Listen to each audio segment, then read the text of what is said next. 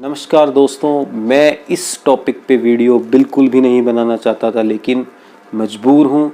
मुझे अपनी आवाज़ उठानी ही पड़ेगी क्योंकि आवाज़ उठाने का समय आ चुका है। दोस्तों, मेरा एक छोटा सा सवाल है गवर्नमेंट से कि कोरोना चुनावी रैलियों में क्यों नहीं फैलता? क्यों चुनावी रैलियों में कोरोना से रिलेटेड जितने भी रूल रेगुलेशंस हैं उनकी धज्जियां उड़ाई जाती हैं? क्यों जो चुनाव आयोग है वो चुपचाप बैठ के तमाशा देख रहा था? चुनावी रैलियों में किसी भी नेता की चुनावी रैली कैंसिल नहीं हुई, चाहे कितनी भी भीड़ आई हो। कोई सोशल डिस्टेंसिंग नहीं, किसी भी व्यक्ति ने मास्क नहीं लगाया। इवन हमारे जो बड़े बड़े पॉलिटिशियंस लोग हैं, इन्होंने भी मास्क नहीं लगाया। अमित शाह, दिखा आपने कभी इनको मास्क में घूमते हुए? ये रैलियों में बिना मास्क के घूम रहे हैं और हम लोगों का चालान काटा जाता है, वो भी 2000 रुपये का। मतलब सभी रूल रेगुलेशंस आम इंसान के लिए हैं, नेताओं के लिए तो कोई रूल रेगुलेशंस है ही नहीं। और ये मत सोचिए कि मैं सिर्फ बीजेपी के ही खिलाफ बोल रहा हूँ, क्योंकि आज के टाइम में जो भी सरकार का विरोध करता है उसको या तो कांग्रेसी बोल दिया जाता है या देशद्रोही साबित कर दिया जाता है। मेरा सवाल यहाँ सभी पॉलिटिशियन से है। जैसे कि पश्चिम बंगाल में ना तो बीजेपी ने किसी तरह की कोई सोशल डिस्टेंसिंग का पालन किया रैलियों में, ना ही कोरोना से रिलेटेड कुछ भी बचाव कार्यों की तरफ ध्यान दिया। सारी गवर्नमेंट बीजेपी की लगी रही, बीजेपी गवर्नमेंट पश्चिम बंगाल के इलेक्शंस की तरफ, और उन्होंने हमारे देश में जो कोरोना का ये बुरा हाल हुआ पड़ा है, कोरोना के केस बढ़ रहे हैं, इस तरफ बिल्कुल भी ध्यान नहीं दिया। इससे क्या साबित होता है? देश के नागरिकों की जान आपके इलेक्शंस से ज़्यादा कीमती है, आपकी जीत हमसे ज़्यादा कीमती है क्या? अरे हमने ही आपको वोट दी थी। पश्चिम बंगाल में कोई भी पार्टी ने कोरोना के रूल रेगुलेशंस का कोई भी पालन नहीं किया, चाहे वो ममता बनर्जी की पार्टी हो, चाहे वो हमारी बीजेपी पार्टी हो, हमारी मतलब जो हमारे देश ने चुनी हुई है। मैंने भी बीजेपी को वोट दिया था, लेकिन अब बीजेपी से मैं सवाल भी कर रहा हूँ, तो मुझे कोई देशद्रोही ना कहे और ना ही कांग्रेसी कहे, ठीक है? इतने मुद्दे हैं देश में, आप लोगों ने किसी मुद्दे पे ध्यान नहीं दिया। अब हमारे देश में कोरोना के केस लगातार बढ़ते जा रहे हैं।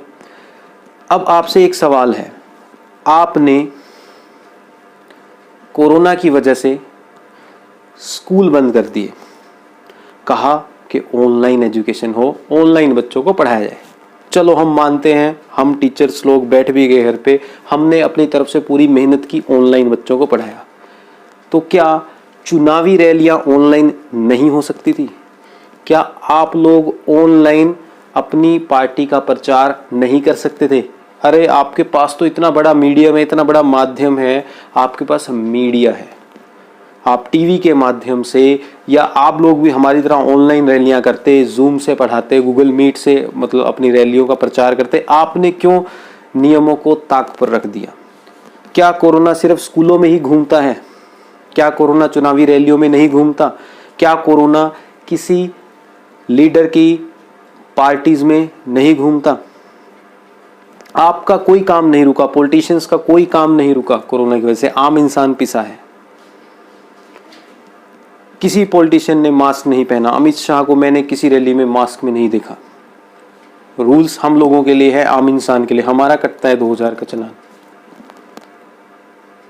तो जागने की जरूरत है सबको, और गवर्नमेंट को भी एक सख्त डिसीजन लेने की जरूरत है, वरना इस देश की जो युवा हैं, इस देश की जो जनता है, वो आपको अगला फैसला जरूर सुनाएगी।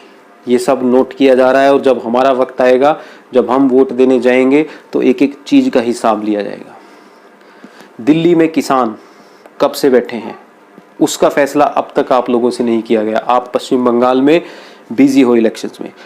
हमारे प्रिय प्रधानमंत्री मोदी जी स्टेज पे आके रैली में कुछ नहीं कहते लोगों को कोरोना से बचने के लिए। टीवी पे आके आप बोलते हो कि सोशल डिस्टेंसिंग रखो, 2 गज की दूरी है जरूरी। भाई जब तुम रैली में होते हो तब आप ममता बनर्जी का विरोध करने के अलावा कुछ और बोलते हो? क्या आप एक बार भी बोलते हो वहां सामने बैठी जनता को कि भाई दूर दूर खड़े हो जाओ, सोशल डिस्टेंसिंग रख लो, कोरोना फैल जाएगा? हमारे देश की दुर्गति होती जा रही है इन पॉलिटिशियंस की वजह से। स्कूल इतने सालों से बंद हैं, बच्चों का एजुकेशन लेवल डाउन हो चुका है। अभी कुछ दिन स्कूल खुले थे, बच्चे दोबारा से अपने ट्रैक पे आ रहे थे, फिर से स्कूल्स बंद हो चुके हैं। हरियाणा में स्कूल बंद है, 8th तक के बच्चों का लेवल फिर से डाउन होता जा रहा है। अरे स्कूल में तो सबसे ज़्यादा सोशल डिस्टेंसिंग होती है, सबसे ज़्यादा ध्यान रखा जाता है बच्चों का, दूर दूर बैठते हैं बच्चे। आपकी रैलियों की तरह नहीं है कि बस कोई रूल रेगुलेशन नहीं, बस भीड़ ही भीड़ हर जगह। तो मेरी सरकार से यही दरखास्त है कि मेरी बातों पे अमल किया जाए। अगर मेरी बात आप लोगों तक पहुंच रही है और जो मेरे सब्सक्राइबर्स हैं, जो लोग भी ये वीडियो देख रहे हैं, वो भी जागरूक हों, वो भी सरकार से अब सवाल पूछें। मैं अपने चैनल के माध्यम से पूछ रहा हूं, आप भी अपनी तरफ से आवाज़ उठाएं। आखिर कब तक आम इंसान पिसता रहेगा? कब तक हम झेलते रहेंगे ये सब? देश में कोरोना का लेवल बढ़ता जा रहा है, लेकिन अभी तक कोई डिसीजन नहीं लिया गया गवर्नमेंट से। सीबीएसई के बोर्ड एग्जाम से रिलेटेड भी कोई डिसीजन नहीं लिया गया। बोर्ड एग्जाम्स होंगे नहीं होंगे कुछ नहीं बताया, बच्चे टेंशन में हैं, लेकिन पॉलिटिशियंस को कोई फर्क नहीं पड़ता। और परीक्षा पे चर्चा में